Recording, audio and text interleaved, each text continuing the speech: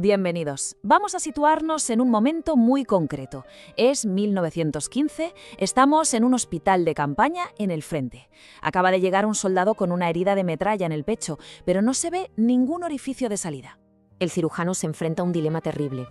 ¿Está el fragmento de metal alojado en un músculo sin más o está a punto de perforar un vaso vital? La cruda realidad es que no hay forma de saberlo. Operar es como navegar a ciegas, una apuesta en la que el bisturí puede ser tan letal como la propia bala. Y aquí viene lo increíble. ¿Cómo fue posible que una física, una premio Nobel sí, pero sin formación médica arreglada, cambiase por completo este panorama? Hoy vamos a desgranar la historia de cómo se creó la primera flota de unidades de imagen móvil del mundo, una innovación que salvó, se estima, a cerca de 1 millón de soldados. Y no lo contamos de oídas, no. Nuestro análisis de hoy se basa directamente en el libro que escribió la propia Marie Curie en 1921, La radiologie et la guerre. Es un documento fascinante, un testimonio directo de cómo la ciencia y el ingenio pueden cambiar el curso de la medicina. Por supuesto, los enlaces a la bibliografía están en la descripción. Para entender la genialidad de la solución, primero hay que entender la magnitud del problema.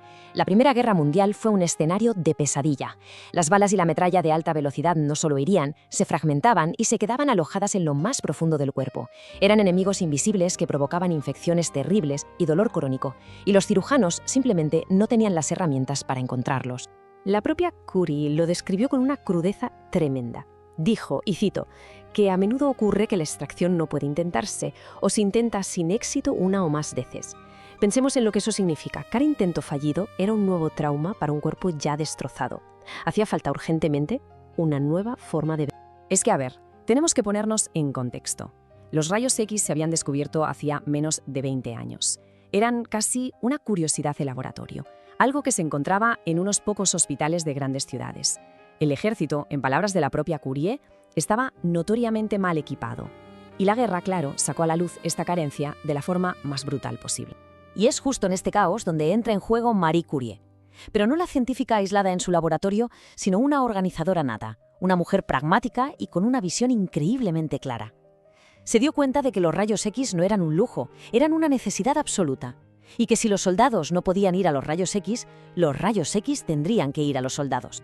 La velocidad con la que todo sucedió es sencillamente asombrosa. En menos de 2 décadas, una tecnología de laboratorio se convirtió en una herramienta masiva en el campo de batalla. Esto no fue una evolución, fue una auténtica revolución, impulsada por la urgencia y, sobre todo, por el liderazgo imparable de Curie. La solución fue pura genialidad práctica, los voitures radiologiques, pero los soldados rápidamente les pusieron un apodo mucho más cercano y cariñoso, las Petites Curies. Habían nacido las primeras unidades de diagnóstico por imagen móviles de la historia.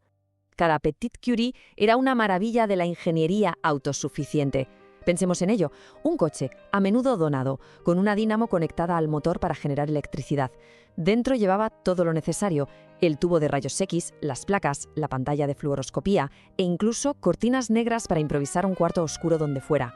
Fue el nacimiento del concepto Point of Care, de llevar la tecnología al lado del paciente. Curie lo describe en su libro con un detalle que te transporta allí. El equipo llegaba al hospital de campaña, descargaba las cajas, tendía un cable hasta el coche, que se dejaba con el motor en marcha, montaba la mesa y el tubo, colgaba las cortinas y, en menos de 1 hora, estaban listos para empezar a examinar heridos. Una proeza logística increíble en mitad del caos. ¿Y el impacto? Pues las cifras hablan por sí solas. Se calcula que más de 1 millón de soldados fueron examinados gracias a las unidades radiológicas, tanto móviles como fijas, que Curie ayudó a crear. 1 millón de diagnósticos que de otra forma habrían sido imposibles. Pero lo más fascinante es que el legado de Curie va mucho más allá de la historia. En su libro destiló una serie de principios clínicos que aprendió en el frente. Lecciones que, sorprendentemente, siguen siendo fundamentales para cualquiera que use una técnica de imagen hoy en día.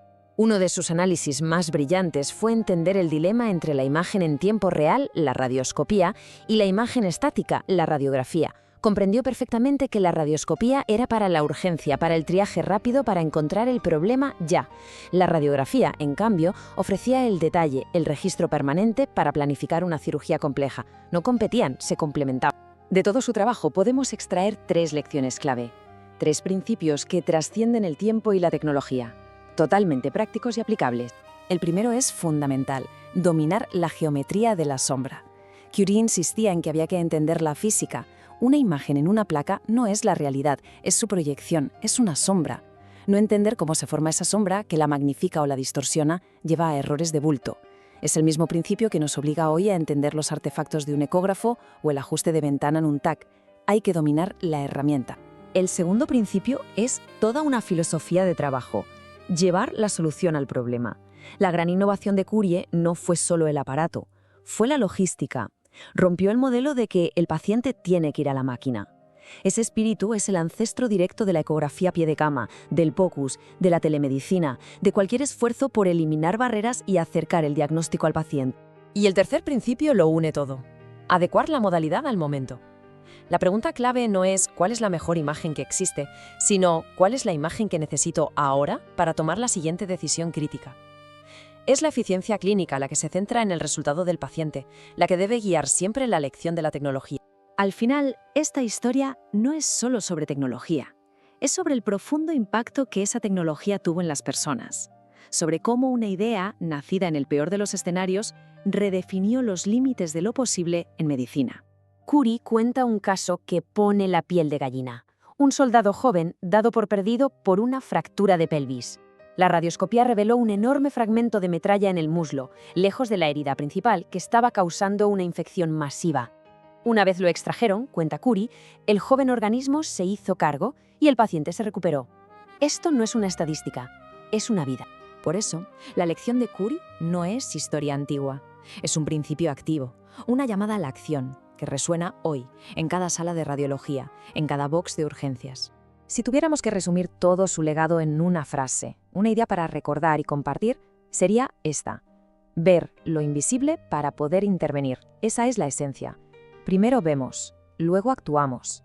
Así que el desafío que nos dejan las Petit Curies es este. La próxima vez que usemos un dispositivo de imagen, la pregunta no es solo ¿qué se ve? La pregunta es ¿cómo uso esta visión para reducir el sufrimiento y cambiar el pronóstico de esta persona, aquí y ahora?